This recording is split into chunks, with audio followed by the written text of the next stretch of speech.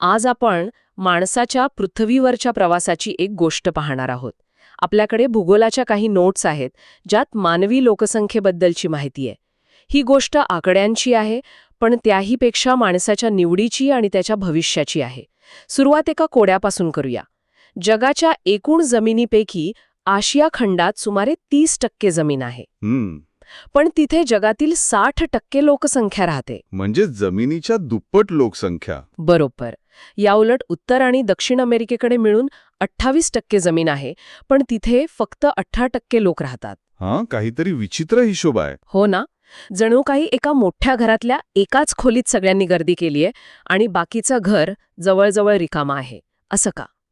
आज आपण ह्याच कोड्याच्या मुळाशी जाणार आहोत. आणि यातली सगळ्यात आकर्षक गोष्ट ही आहे की हे चित्र काही योगायोगाने तयार झालेलं नाही.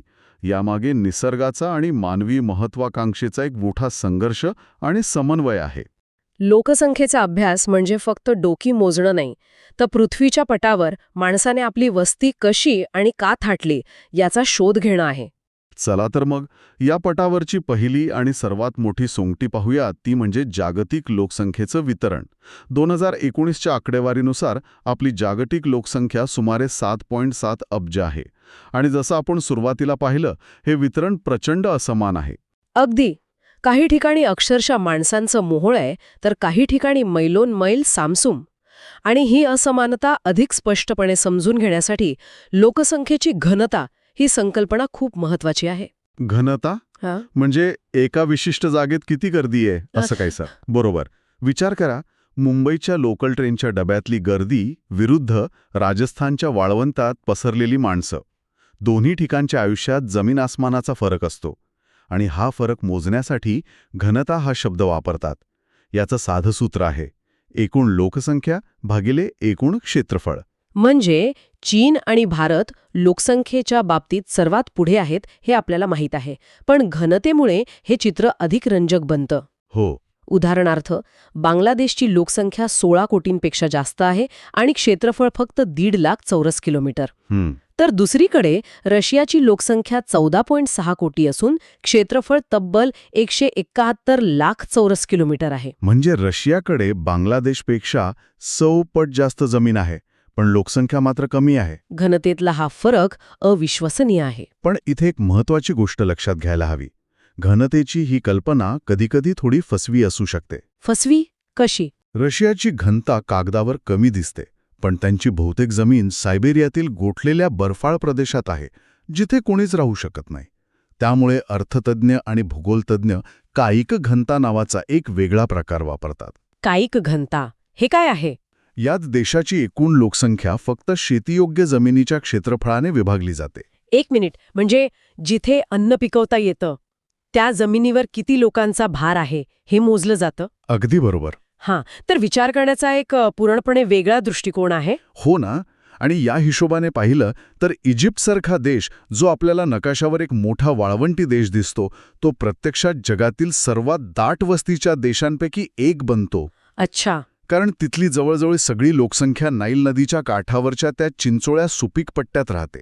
त्यामुळे वरून शांत दिसणारा देश आतून किती गजबजलेला आहे हे कायिक घनतेमुळे समोर येतं. वाव. म्हणजे निसर्ग एक प्रकारे पटाची मांडणी करतो. कुठे मैदान, कुठे डोंगर, कुठे सुपीक जमीन. पण त्या पटावर सोंगट्या कशा चालवायच्या हे मात्र माणूस ठरवतो. बरोबर. आणि इथेच मानवी घटक पटावर येतात, नाही का? अगदी. चला, या घटकांना जरा सविस्तरपणे पाहूया. सुरुवात नैसर्गिक घटकांपासून करूया. निश्चितच. यातला पहिला आणि सर्वात स्पष्ट घटक आहे भूरचना. लोक शक्यतो सपाट मैदानी प्रदेशात राहायला प्राधान्य देतात. हो, हे तर उघड आहे. सपाट जमिनीवर शेती करणं, रस्ते बांधणं, उद्योग उभारणं सगळं सोपं असतं. अगदी. मला आठवतंय, एकदा विमानाने प्रवास करताना गंगेचं मैदान पाहिलं होतं. खाली फक्त घरं आणि शेतं होती, क्षितिजापर्यंत. आणि मग हिमालयावरून जाताना फक्त बर्फ. तो फरक इतका स्पष्ट होता की काही विचारू नका. त्यामुळेच गंगेचं मैदान, चीनमधलं मैदान ही जगातील सर्वाधिक गजबजलेली ठिकाणं आहेत. बरोबर. पण मला एक प्रश्न पडतो. जगात अनेक सपाट मैदानं आहेत जी जवळजवळ ओसाड आहेत, जसं की ऑस्ट्रेलियाचा मोठा भाग किंवा सायबेरिया. मग केवळ सपाट जमीन पुरेशी नाही, हवामान हा त्यापेक्षा मोठा घटक ठरतो का? हा दुसरा निर्णायक घटक आहे. जिथे हवामान सौम्य, मानवी जीवनाला अनुकूल असतं, तिथे लोक आकर्षित होतात. भूमध्यसागरी प्रदेश हे याचं उत्तम उदाहरण आहे. आणि जिथे हवामान टोकाचं असतं, म्हणजे अतिथंड किंवा अतिउष्ण. तिथे मानवी वस्तीसाठी प्रतिकूल परिस्थिती असते. अतिथंड ध्रुवीय प्रदेश, अतिउष्ण सहारा किंवा थरचं वाळवंट, किंवा जिथे सतत मुसळधार पाऊस पडतो असे प्रदेश. तिथे लोकसंख्या साहजिकच विरळ आढळते. हो, आणि यानंतर येतो तो घटक ज्याशिवाय जीवनच शक्य नाही, पाणी. अगदी. इतिहासात सगळ्या मोठ्या संस्कृती नद्यांच्या काठीच उदयास आल्या. इजिप्तची नाईल, मेसोपोटेमियाचे टायग्रिस युफ्रेटिस, भारताची सिंधू. हा काही योगायोग नव्हता. अजिबात नाही. पाणी हा सर्वात मूलभूत घटक आहे. आजही नद्यांची खोरी आणि किनारी प्रदेशातच दाट लोकवस्ती आढळते. अगदी. वाळवंटातही जिथे कुठे पाण्याचा थोडासा स्रोत मिळतो, म्हणजे मरुद्यान, तिथे लोक एकवटलेले दिसतात. बरोबर. पण इथे एक नवीन प्रश्न येतो. आजच्या काळात तंत्रज्ञानाने या समीकरणात काही बदल केलाय? तोच प्रश्न माझ्या मनात होता. आजच्या जगात आपण इस्रायलसारख्या देशांना वाळवंटात शेती करताना पाहतो, किंवा दुबईसारखं शहर वाळवंटाच्या मधोमध उभं राहतं, जे समुद्राच्या पाण्याला पिण्यायोग्य बनवतं. मग पाण्याचा नैसर्गिक स्रोत असणं आजही तितकंच महत्वाचं आहे का, की आपण तंत्रज्ञानानं त्यावर मात केली आहे? हां, खूप चांगला प्रश्न आहे. तंत्रज्ञानाने माणसाची क्षमता नक्कीच वाढवली आहे, पण ती खूप महागडी आहे. दुबई किंवा इस्रायल जे करू शकतात ते जगातल्या प्रत्येक देशाला परवडणारं नाही. अच्छा. त्यामुळे आजही बहुसंख्य लोकांसाठी नैसर्गिकरित्या उपलब्ध असलेलं पाणीच जीवनाचा आधार आहे. तंत्रज्ञान हा नियम बदलू शकतं, पण अजून तरी तो अपवादच आहे. आणि शेवटचा नैसर्गिक घटक म्हणजे मृदा, म्हणजेच माती. सुपीक जमीन म्हणजे अन्नसुरक्षा. हो, आणि त्यामुळेच मिसिसिपी, यांगचे किंवा आपल्या गंगेच्या खोऱ्यातली गाळाची सुपीक जमीन लाखो लोकांना पोचते. पण यात एक विचित्र आणि रंजक गोष्ट आहे. ज्वालामुखीची मातीसुद्धा खूप सुपीक असते म्हणे. अगदी. त्यामुळे जावा, जपान, सिसिली यांसारख्या धोकादायक ज्वालामुखी पर्वतांच्या उतारावर लोक दाटीवाटीने राहतात, धोका पत्करूनही. म्हणजे ही एक प्रकारची नैसर्गिक जोखीम विरुद्ध फायद्याची लढाई आहे. बरोबर. बालीमधल्या अगुंग ज्वालामुखीच्या उद्रेकानंतर लोकांना तो परिसर सोडावा लागला. पण काही वर्षांनी जेव्हा जमीन पुन्हा शांत होते, तेव्हा लोक परत तिथेच शेती करायला जातात. कारण ती जमीन त्यांना इतरांपेक्षा जास्त उत्पन्न देते. अगदी. ही माणसाची तडजोड करण्याची आणि संधी शोधण्याची प्रवृत्ती दर्शवते. आणि याच प्रवृत्तीतून मानवी घटक जन्माला येतात. म्हणजे नैसर्गिक घटकांनी तयार केलेल्या पटावर आता माणूस आपल्या चाली खेळायला सुरुवात करतो. बरोबर. यातला पहिला मानवी घटक कोणता? पहिला आणि सर्वात महत्वाचा मानवी घटक म्हणजे आर्थिक क्रिया. यात शेती तर येतेच, पण खाणकाम हा एक मोठा घटक आहे. खाणकाम म्हणजे जिथे खनिजे सापडतात तिथे? हो, जिथे लोह, कोळसा, तांबे किंवा हिरे यांसारखी मौल्यवान खनिजे सापडतात, तिथे रोजगाराच्या संधी निर्माण होतात. मग कुशल अकुशल कामगार तिथे स्थायिक होतात आणि हळूहळू तिथे शहरं वसतात. याचं काही उदाहरण आहे का? भारतातलं छोटा नागपूर पठार किंवा झांबियातील कॉपर बेल्ट ही याची उत्तम उदाहरणं आहेत. या प्रदेशांची भूरचना किंवा हवामान कदाचित सर्वोत्तम नसेल, पण जमिनीखालील संपत्ती लोकांना तिथे खेचून आणते. आणि एकदा लोक आले की त्यांना जोडण्यासाठी वाहतुकीची गरज लागते. हा पुढचा मानवी घटक असू शकतो का? नक्कीच. वाहतूक हा विकासाचा कणा आहे. जिथे रस्ते, रेल्वे, महामार्ग आणि बंदरं विकसित होतात, तिथे व्यापार वाढतो, उद्योग येतात आणि लोकवस्ती दाट होते. म्हणजे चांगली कनेक्टिव्हिटी म्हणजे आर्थिक संधी, आणि आर्थिक संधी म्हणजे लोकसंख्या. बरोबर. 1869 मध्ये जेव्हा सुएझ कालवा उघडला, तेव्हा त्याने फक्त युरोप आणि आशियामधलं अंतर कमी केलं नाही, तर त्या मार्गावरच्या पोर्ट साईड सारख्या शहरांना विकासाची एक नवी संधी दिली. आणि या सगळ्याचा एकत्रित परिणाम म्हणजे नागरीकरण. हो, अर्बनायझेशन. उद्योग आणि वाहतुकीमुळे शहरं वाढतात.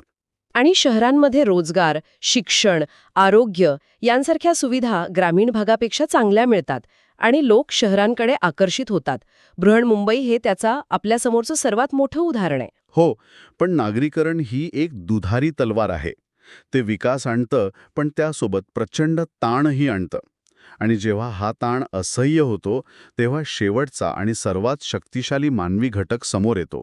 तो कोणता? तो म्हणजे शासकीय धोरणे. एक मिनिट थांबा.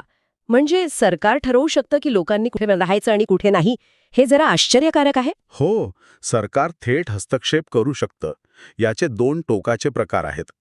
एक म्हणजे लोकांना एखाद्या ठिकाणी वस्ती करण्यासाठी प्रोत्साहन देणं. म्हणजे कसं? उदाहरणार्थ, रशियानी लोकांना सायबेरियासारख्या अतिशय थंड आणि दुर्गम प्रदेशात स्थलांतरित होण्यासाठी विशेष भत्ते, जास्त पगार आणि इतर सुविधा दिल्या. पण तिथे कोण जाईल? तिथली नैसर्गिक साधन संपत्ती देशासाठी महत्वाची होती, म्हणून सरकारने लोकांना प्रोत्साहन दिलं. अच्छा. आणि याच्या अगदी उलट उदाहरण? अगदी उलट उदाहरण म्हणजे जपान. जपान सरकार अक्षरशः लोकांना जगातल्या सर्वात मोठ्या आणि प्रगत शहरांपैकी एक असलेल्या टोकियोमधनं बाहेर जाण्यासाठी पैसे देत आहे. काय सांगताय? पैसे देत आहे शहर सोडण्यासाठी? हो, विचार करा, एका कुटुंबाला शहर सोडण्यासाठी लाखो येन दिले जातात. हे अविश्वसनीय आहे. पण का? असं करण्यामागे नक्की काय कारण असावं? कारण टोकियोमध्ये लोकसंख्येचा इतका प्रचंड दबाव आला आहे की तिथे घरांच्या किमती, प्रदूषण, वाहतुकीची समस्या या सगळ्याने टोक गाठलं आहे. दुसरीकडे जपानमधील ग्रामीण भाग ओस पडत आहेत, तिथली लोकसंख्या म्हातारी होत आहे, त्यामुळे सरकारला लोकसंख्येचं विकेंद्रीकरण करायचं आहे. म्हणजे नैसर्गिक आणि आर्थिक घटक कितीही प्रभावी असले तरी शेवटी सरकारचं एक धोरण संपूर्ण चित्र बदलू शकतं. अगदी बरोबर. ही लोकसंख्या संक्रमण सिद्धांत खूप महत्वाचा आहे. Demographic transition theory. हो, हा सिद्धांत सांगतो की कोणताही देश जसा आर्थिक आणि सामाजिक विकास करतो तसा तो लोकसंख्या वाढीच्या काही ठराविक टप्प्यांमधून जातो. हा आकड्यांचा नाही तर देशाच्या विकासाचा प्रवास आहे. यात साधारणपणे 5 टप्पे मानले जातात. ठीक आहे, तर मग या प्रवासाचा पहिला टप्पा कोणता आहे? पहिला टप्पा आहे अतिशय स्थिर. हा तो काळ आहे जेव्हा देश अविकसित असतो. अर्थव्यवस्था पूर्णपणे शेतीवर अवलंबून असते. वैद्यकीय सुविधांचा अभाव असतो.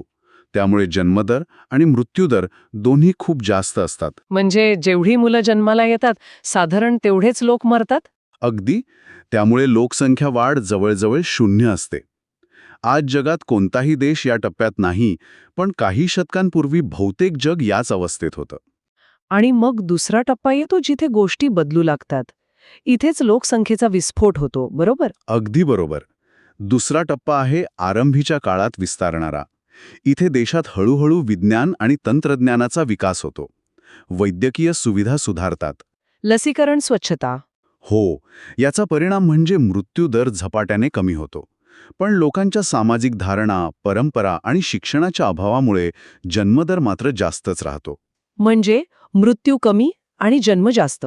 लोकसंख्या अक्षरशः रॉकेटसारखी वाढते. हो, आणि ही वाढ इतकी वेगवान असते की देशाच्या संसाधनांवर प्रचंड ताण येतो. अन्न, पाणी, शिक्षण, आरोग्य, रोजगार या सगळ्याची मागणी अचानक वाढते. बरोबर. जर देशाची अर्थव्यवस्था तितक्या वेगाने वाढली नाही तर गरिबी आणि बेरोजगारी वाढते. आज आफ्रिकेतील नायजर, काँगो आणि आशियातील बांगलादेशसारखे अनेक विकसनशील देश याच आव्हानात्मक टप्प्यातून जात आहेत. नियंत्रणात येतो. तिसऱ्या टप्प्यात तो नियंत्रणात येऊ लागतो. याला नंतरच्या काळात विस्तारणारा टप्पा म्हणतात. इथे मृत्यूदर आणखी कमी होतो, पण त्याचबरोबर देशाची आर्थिक प्रगती होते, शिक्षणाचा प्रसार होतो, विशेषतः स्त्रिया शिकू लागतात. लोकांना कुटुंब नियोजनाचे महत्त्व कळू लागते. त्यामुळे जन्मदरही कमी होऊ लागतो. अगदी. लोकसंख्या वाढते, पण वाढीचा वेग मंदावतो. चीन आणि भारत यांसारखे देश सध्या याच महत्त्वपूर्ण टप्प्यातून जात आहेत. म्हणजे वाढीचा वेग कमी होतो, मग चौथा टप्पा येतो जिथे कदाचित वाढ थांबते. हा प्रत्येक देशासाठी एक आदर्श टप्पा मानला जातो का? हो, अनेक अर्थांनी. चौथा टप्पा म्हणजे कमी बदल दर्शवणारा. इथे जन्मदर आणि मृत्यूदर दोन्ही खूप कमी आणि जवळजवळ सारखेच असतात. त्यामुळे लोकसंख्या वाढ जवळजवळ थांबते आणि स्थिर होते. बरोबर. या टप्प्यात देशातील लोकांचे राहणीमान खूप उंचावलेले असते, अर्थव्यवस्था मजबूत असते आणि वैद्यकीय सुविधा उच्च दर्जाच्या असतात. अमेरिका, कॅनडा, ऑस्ट्रेलिया यांसारखे विकसित देश या टप्प्यात आहेत. पण प्रवास इथेच थांबत नाही.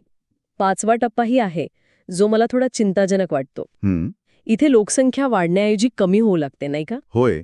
आणि 5वा टप्पा हा खरं तर आजच्या विकसित जगासमोरचा सर्वात मोठा आरसा आहे. याला ऋणात्मक वाढीचा टप्पा म्हणतात. इथे देश श्रीमंत आहेत, लोक शिक्षित आहेत, पण ते कुटुंब लहान ठेवण्यावर इतका भर देतात की जन्मदर मृत्यूदरापेक्षाही कमी होतो. यालाच बर्थ डेथ म्हणजे जन्माचा दुष्काळ असंही म्हटलं जातं. बरोबर. जन्माचा दुष्काळ ही संकल्पनाच खूप काही सांगून जाते. पण याचे परिणाम काय होतात? लोकसंख्या कमी होणं ही तर पर्यावरणासाठी चांगली गोष्ट असू शकते. हा मुद्दा अनेकदा मांडला जातो, पण याचे सामाजिक आणि आर्थिक परिणाम खूप गंभीर आहेत. जेव्हा जन्मदर कमी होतो आणि लोकांचे आयुर्मान वाढते, तेव्हा देशात वृद्धांची संख्या वाढते आणि तरुण काम करणाऱ्या लोकांची संख्या कमी होते. अच्छा. याचा परिणाम फक्त लोकसंख्या कमी होण्यापुरता मर्यादित नाही. पेन्शन सिस्टम कोसळते, कारण कर भरणारे तरुण कमी आणि पेन्शन घेणारे वृद्ध जास्त असतात. कंपन्यांना तरुण कामगार मिळत नाहीत. म्हणजे देशाचं संपूर्ण भविष्य धोक्यात येतं? हो, स्वीडन, फिनलंड, जर्मनी आणि आता जपानसारखे अनेक युरोपियन आणि आशियाई देश या समस्येचा सामना करत आहेत. आजच्या या अस्खोल चर्चेतून एक गोष्ट अगदी स्पष्ट झाली. पृथ्वीवरचा लोकसंख्येचा नकाशा हा काही योगायोगाने रंगवलेला नाही. त्याच्या प्रत्येक ठिपक्यामागे आणि प्रत्येक रेषेमागे नैसर्गिक रचना, हवामान, पाणी यांसारखे घटक आणि त्यावर मात करणारी मानवी महत्वाकांक्षा, तंत्रज्ञान आणि सरकारी धोरणं यांचं एक गुंतागुंतीचं जाळं आहे. आणि त्याचबरोबर प्रत्येक देशाचा लोकसंख्या वाढीचा एक ठरलेला प्रवास आहे. तो अविकसित अवस्थेतून विकासाकडे जाताना या संक्रमण सिद्धांताच्या वेगवेगळ्या टप्प्यांमधून पुढे जातो. विकासाच्या प्रत्येक पायरीवर जन्म आणि मृत्यूदराचं गणित बदलत जातं आणि हेच बदललेलं गणित त्या देशाचं आर्थिक आणि सामाजिक भविष्य ठरवतं. आणि जाता जाता ऐकणाऱ्यांसाठी एक विचार. आपण 5वा टप्पा पाहिला, जिथे देश श्रीमंत असूनही लोकसंख्या घटत आहे आणि समाज म्हातारा होत आहे. दुसरीकडे दुसऱ्या आणि तिसऱ्या टप्प्यातले देश आहेत, जिथे प्रचंड तरुण लोकसंख्या आहे, पण संसाधनांची कमतरता आहे. अगदी. अशा परिस्थितीत भविष्यात जागतिक शक्तीचं संतुलन कसं बदलेल? ज्या जगात अनेक विकसित देश या समस्येशी झुंजत आहेत, त्या जगाचं भविष्य आफ्रिका आणि दक्षिण आशियातील तरुण देश घडवतील का? यावर नक्कीच विचार करण्यासारखा आहे.